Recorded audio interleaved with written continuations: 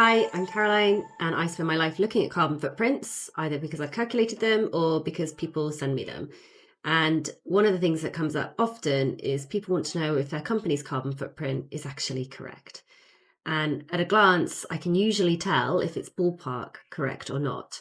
So I thought I'd talk you through an example, a real life example of a carbon footprint that's in the public domain and how I know that it's not quite right and probably needs a bit of work doing to it. So this is the footprint. It's for a computer refurbishing company. So they basically refurbish computers and sell them back on to their customers.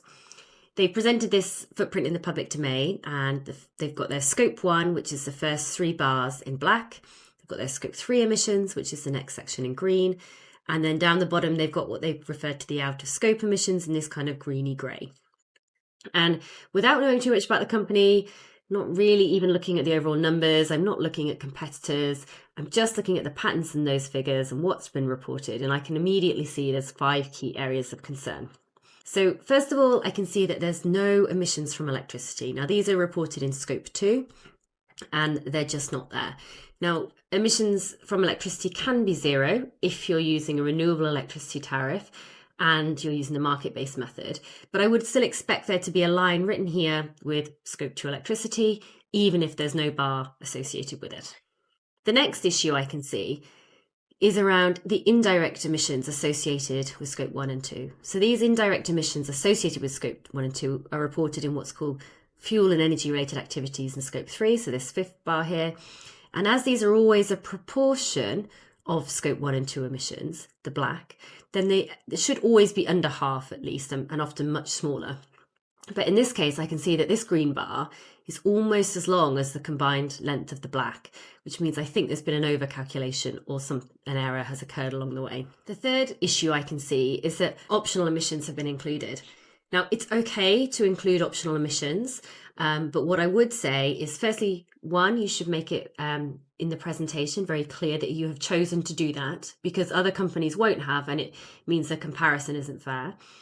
And 2, I would only do that if they are significant. And 3, it does make life difficult for target setting, because best practice standards such as the Science Based Target Initiative recommend that a separate target is set for optional emissions compared to your main emissions.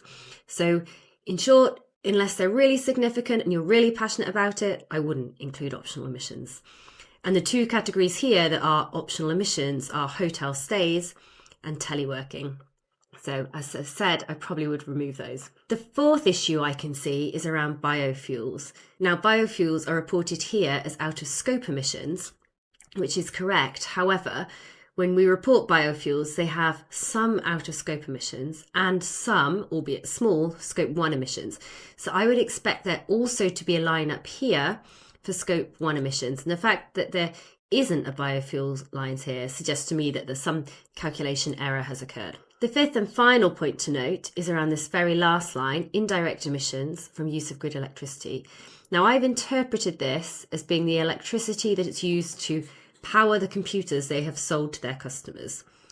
Now, those are actually emissions that need to be inside of your scopes, and they fall into scope 3, category 11, use of sold product, whereas here they have been reported as outside of scope, i.e. your targets wouldn't relate to it, which isn't quite right. At a glance, I've spotted 5 key challenges with this data, which doesn't make it as accurate as it needs to be if you're going to set and deliver carbon reduction targets. If you want me to have a look at your company carbon footprint, please feel free to get in touch, share your footprint, and I'll do a similar kind of analysis.